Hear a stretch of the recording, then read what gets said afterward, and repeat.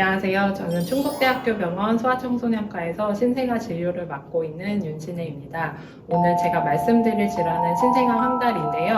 황달은 체내 빌리루빈이 증가해서 눈이나 피부가 노랗게 보이는 현상을 말합니다.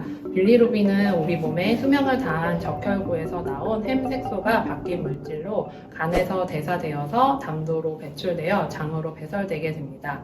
신생아는 짧은 수명의 적혈구를 가지고 있어서 빌리루빈 생성이 증가하지만 간의 대사는 미숙해서 일시적으로 빌리루빈이 증가하게 됩니다. 그래서 아기가 태어나고서 생후 2, 3일 뒤에 노란색을 띄었다가 생후 7일경에 대부분은 호전이 되는데요. 보통 이런 과정은 정상 반응이기 때문에 생리적 황달이라고 말합니다. 하지만 신생아 황달을 일으키는 데에는 생리적 황달 이외에도 다른 원인들이 있습니다. 빌리루빈 생성이 증가하거나 간 대사 문제, 그리고 담도에 문제가 있을 때 생길 수가 있습니다. 그래서 생리적 황달과 다르게 생후 24시간 이내에 생기거나 생후 일주일이 지났는데도 황달이 지속될 경우, 그리고 빌리루빈 수치가 만사가에서는 12mg/dL 이상, 그리고 미숙아에서는 14mg/dL 이상 올라갈 때에는 생리적 황달이 아닌 다른 원인을 찾아봐야 합니다. 아기가 검사나 치료가 필요한 신생아 황달인지 확인하기 위해서는 빌리루빈 수치를 알아야 하는데요. 빌리루빈 수치를 확인하는 방법에는 몇 가지가 있습니다. 우선은 황달의 범위가 눈으로 보았을 때 어느 정도인지 유추할 수가 있는데, 아기가 얼굴만 노란 경우에는 빌리루빈 수치가 5 정도 될 수가 있고, 가슴에서 내려와서 복부 중앙까지 노란 경우에는 12, 그리고 발까지 노란 경우에는 20으로 유추할 수가 있습니다. 또 다른 방법으로는 황달 측정기를 이용해서 비침습적으로 피부로 황달을 측정할 수가 있고, 좀 더 정확하게는 발 뒤꿈치나 혈액에서 정맥 체열을 해서 정확한 빌리루빈 수치를 알 수가 있습니다.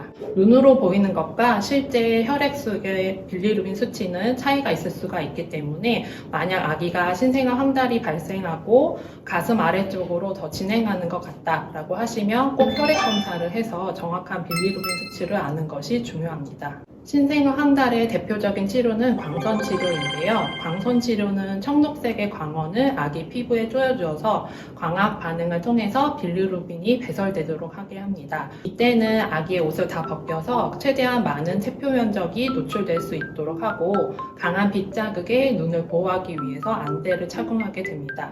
이런 광선 치료로 인해서 아기가 일시적으로 묽은변을 보거나 발진, 발열, 탈수 등이 있을 수 있지만 대부분은 큰 부작용 없이 치료할 수 있습니다. 신생아 황달이 중요한 이유는 핵황달 때문인데요. 핵황달이란 체내에 올라간 빌리루빈 물질이 머리, 뇌에, 기저에게 쌓이게 되면서 발생하는 심각한 뇌 손상으로, 심각한 경우에는 사망까지 할 수도 있고, 생존하더라도 난청이나 뇌성마비와 같은 심각한 뇌 손상이 있을 수가 있기 때문에 핵황달을 예방하는 것이 중요합니다.